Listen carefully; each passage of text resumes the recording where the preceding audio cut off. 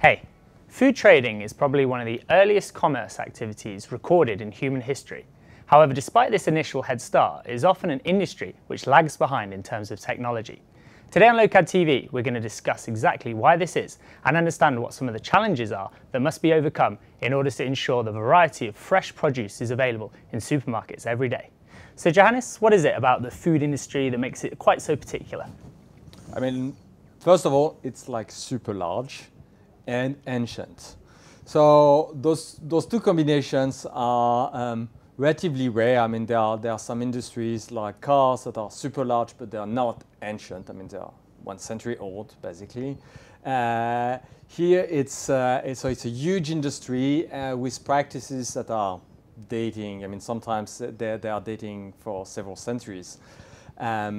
So obviously, those industries did manage to find their own solutions a long time. They didn't wait for the age of the internet to figure out how to do it, at global scale.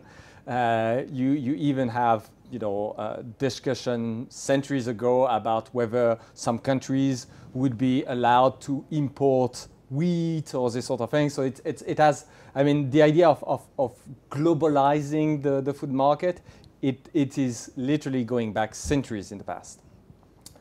So because this industry, I mean, that's my own casual observation, did figure out solutions for those problems centuries ago, before the time of the internet and modern information technologies. They did come up with solution that works. We are not starving anymore, so that's a fair point. And also there is plenty of specificities that kind of only apply to food. I mean, the reality is those specificities, they don't only apply to food per se, but still there is plenty of things that makes food relatively unique compared to most, I would say, other supply chains. Okay, and we'll get onto them a little bit later. But from kind of a data perspective, would you say that because some of these companies are so sort of ancient, from a data perspective, are they maybe not quite so advanced? I mean, yes, and sometimes for good reasons, because it's more difficult. Modern supply chain, I would say, are characterized by barcodes. Everything comes with a barcode, and everything is packaged, and everything is standardized. The problem when you're dealing with, let's say, produce or meats, is that it's a sort of industry where first you end up selling the products by the kilograms or the pounds, and things do not get packaged with barcodes. I mean, the end consumer version, sometimes you get a nice box for exactly half a kilogram of meat or half a kilogram of produce and whatnot, but that's literally really the end of the chain. Everything that comes before, you have to deal with those relatively raw materials where you're measuring quantities, which is something that has nearly almost disappeared from pretty much all the other supply chains. I mean, even chemicals right now, they tend to have like barrels or jerry cans or whatnot, so that it's literally you're back to those nice eaches where you have your barcode and you have units of products and you're now counting things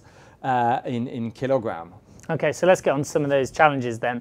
What are the key challenges that the industry kind of faces? I imagine it's a really sort of international supply chain these days, with people demanding things like quinoa and avocado. It's very much coming from all over the world. I mean, I think one of the challenge is that the diversity of type of supply chains that you have to deal with.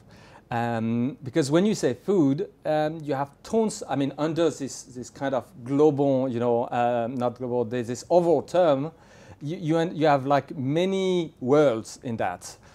You have fresh foods, so that's like fresh produce, meat, so that's the things that are like per kilogram, that are very frequently produced locally or not too far, and with very traditional ways of selling it. That's even in hypermarkets, you can typically pick anything from the shelves except for meat, where you still have one person and you ask a piece of meat, and this person is going to take a piece of beef and cut a piece of beef for you.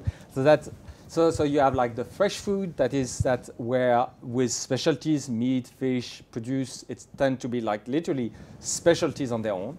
Then you have everything that is frozen. So that's, then you have like literally a whole supply chain that is kind of dedicated to frozen food. One of the problem is that when you have like, if you've ever been into a warehouse for frozen food, it's freezing cold in there, literally. So it's actually quite tough for people to operate. I mean, it's literally painful when you're having like to spend the entire day and it's like minus 18 Celsius degrees.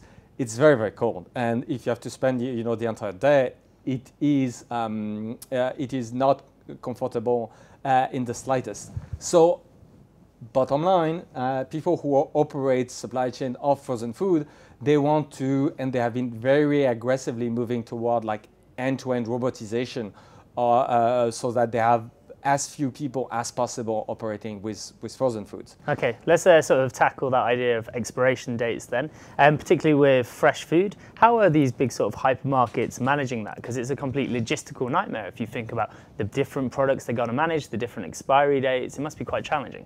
Yes, I mean, there are many challenges. I mean, some are accidental, some are not so accidental. On the accidental challenges, you have that many ERPs have a very crude vision of the stock, meaning that they are thinking in terms of SKUs. You know, in a previous episode, we are saying, you know, what about those SKUs, storage keeping units?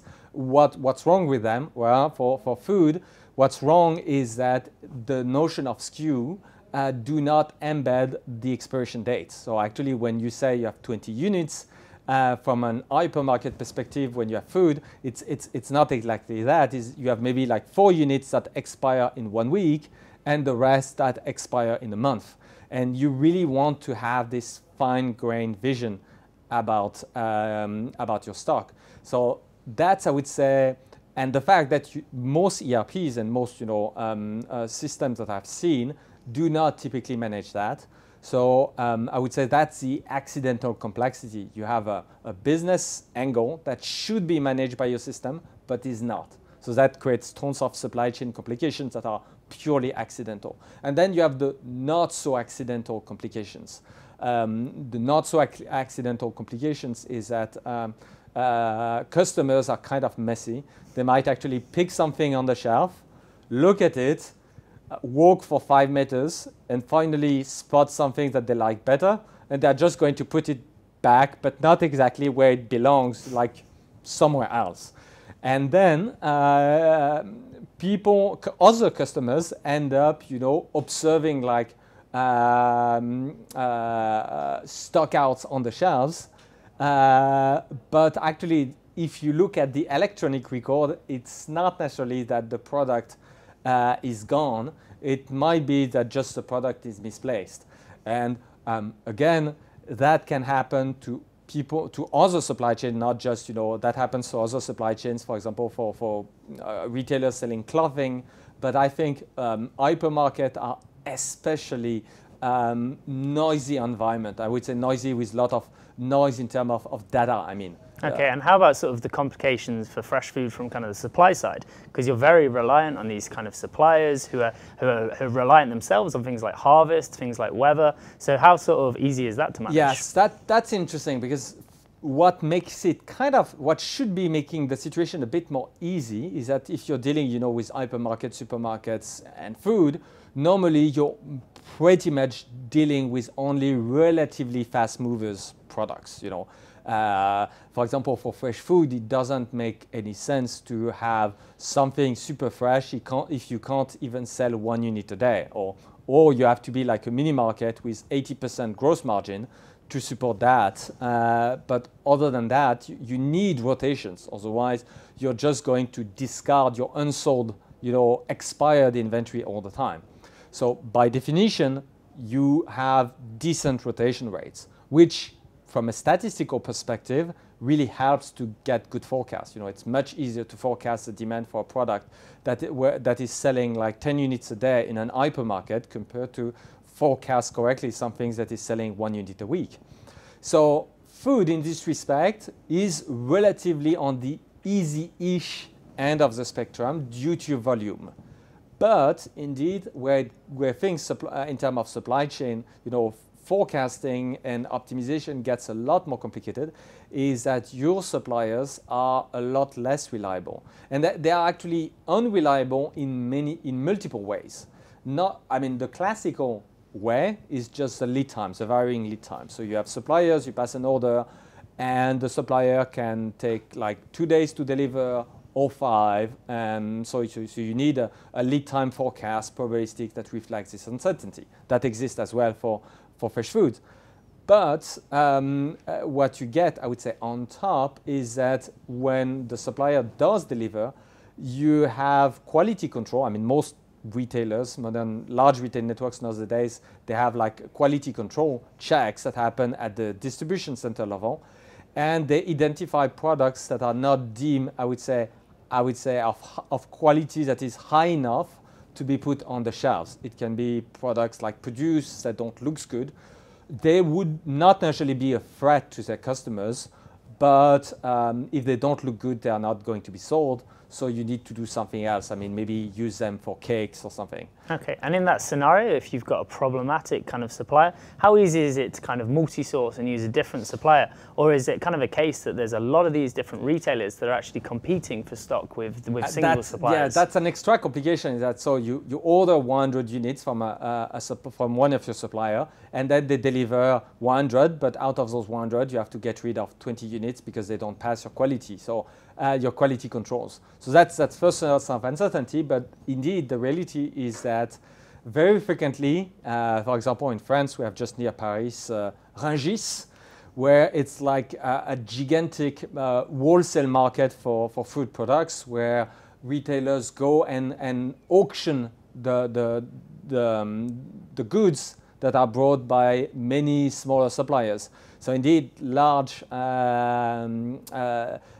food distributor can end up in a situation where they have to go to auctions to basically grab at a price that might be varying the merchandise that they seek, and thus they have like a third uncertainty, which can be the price, but also it can even be that they are not even buying from the same supplier every day, even if a supplier is it becomes like a frequent supplier. You can end up with a situation where you're doing like relatively extreme multi-sourcing. I mean, from I would say a typical supply chain perspective, when people say we are doing multi-sourcing, they say they have like 3 suppliers. But here it's frequent in I would say in the food industry that you end up with like 20 potential suppliers, and through an auction mechanism you just end up picking one different every single day. And so it's like multi-sourcing, but literally with like a marketplace mechanism in the middle. Let's sort of move on to some of the other challenges a classic kind of hypermarket might face. One of the real difficult ones is promotions. I mean, how is this agreed between sort of the supplier and the distributor? I mean, it's a very intriguing question, because when I started Lokad, one of the pain points mentioned by most of the retailers, I would say general merchandise retailers that I met at the time, was, oh, those promotions, they are super hard to forecast. And by the way, lo and behold, Lokad during the first year, back in 2008, 2009, we were doing promotion forecast. And it took me years to realize that, unfortunately, it was completely wrong to even look at the problem that way. You see, the way we were trying to look at the problem was, there is a promotion, we want to forecast the demand. So basically, people were telling me, oh, we have a promotion, this mechanism. So the mechanism can be, for example, you buy one, you get one for free. So you have a whole bestiary of promotional mechanisms. And then for any given mechanism, you want to know, I give you the mechanism, I give you the envelope, the set of products that are going to benefit from this promotion, what is the demand uplift. Where it's completely wrong is that if you want to, first and foremost, I mean, a promotion is a negotiation between typically the retailer and the brand, that is backing the product. So it's a negotiation that is taking place, where the supplier is going to offer a very good price, but in exchange they expect that the retailer will in turn offer a very good price to so the supplier offer a very good price to the retailer, but hoping that the retailer will offer a very good price to the end consumers, and typically the supplier is going to do like a promotion, to promote the product on their own, maybe through TVs, journals, and whatnot. And that's, so at the core, if you want to think about optimizing promotions, first you have to take the perspective that it's a negotiation, first and foremost, between the retailer and its suppliers. Thus, the question is, are you even thinking the problem as optimizing the outcome of a negotiation? If you just think, as we were doing in the first years, by the way, we have evolved since that time, as a pure forecasting problem, I would say completely wrong. It's just not the right perspective on the problem, and thus doesn't matter if your forecasts are accurate or not. You're kind of missing the crux of the problem. Okay, and from a kind of a data perspective, a lot of the time now, these kind of hypermarkets can see exactly what it is that we're purchasing, because we're using loyalty cards, and they can really track it down to the individual consumer. So how much is this data actually used, and what's it actually used for?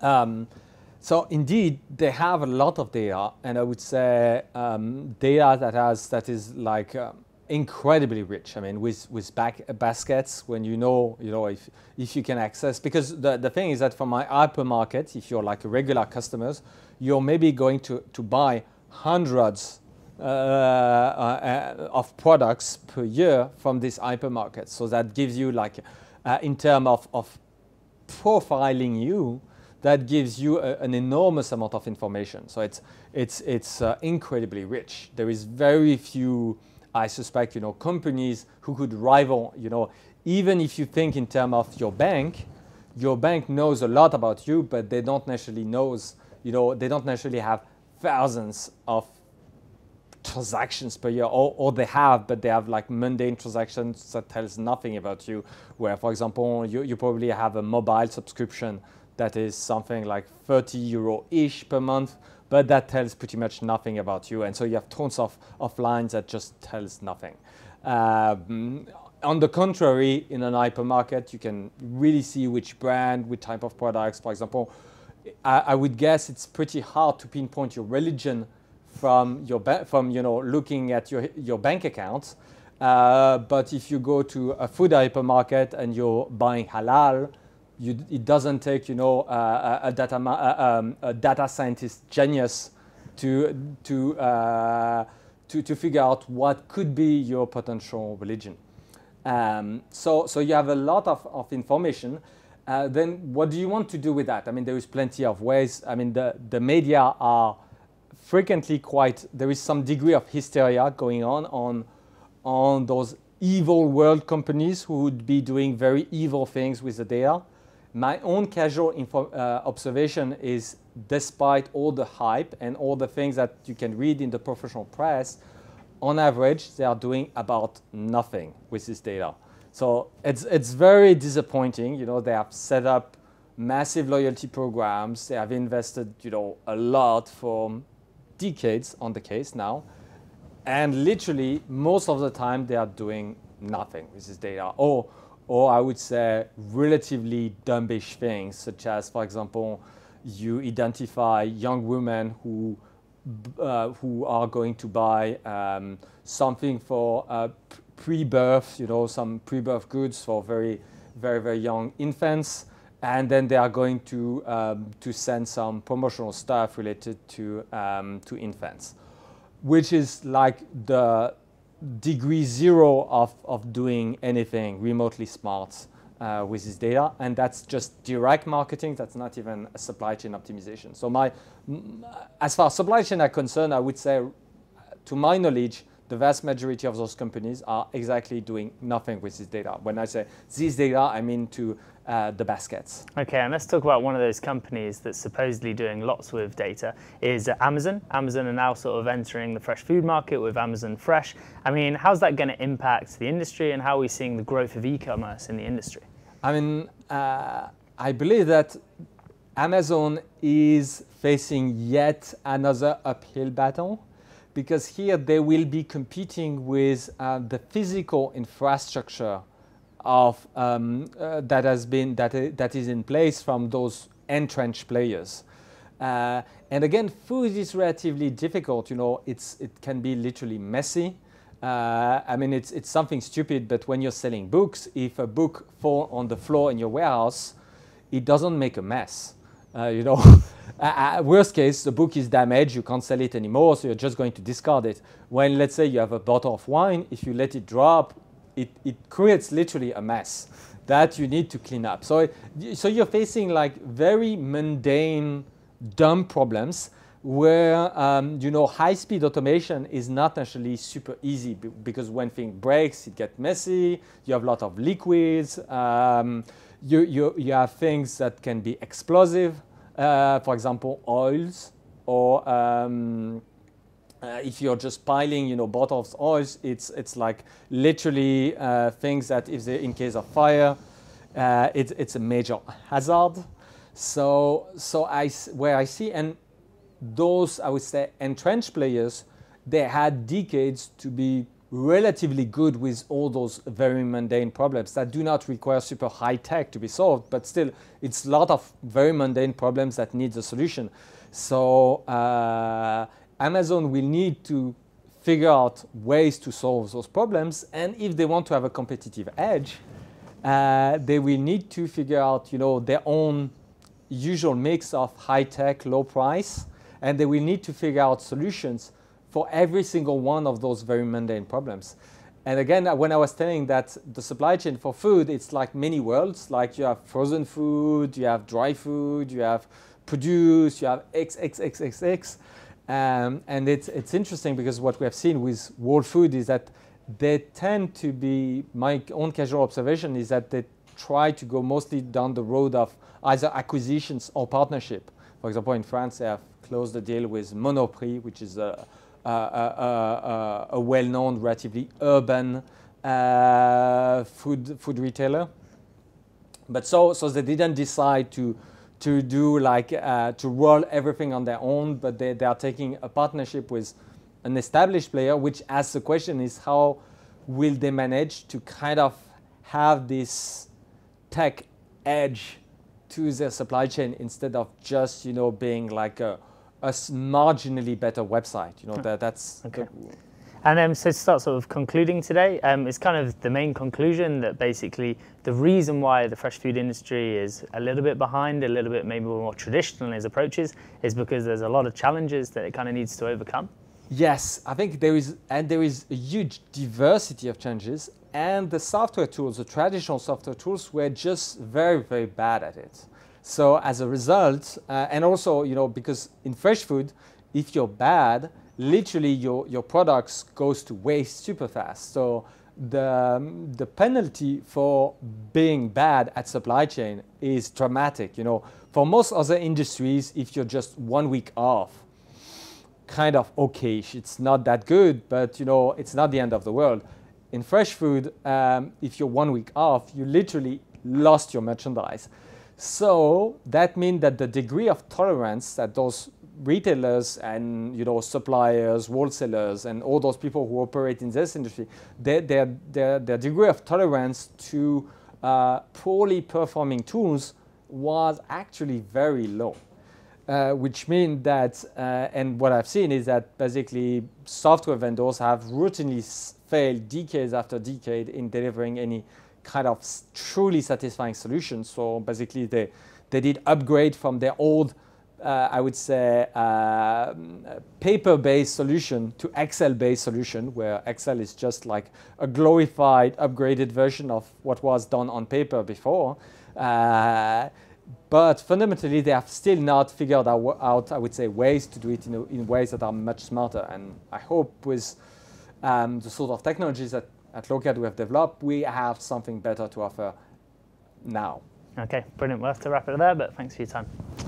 So that's everything for this week. Thanks very much for tuning in, and we'll see you again next time. Bye for now.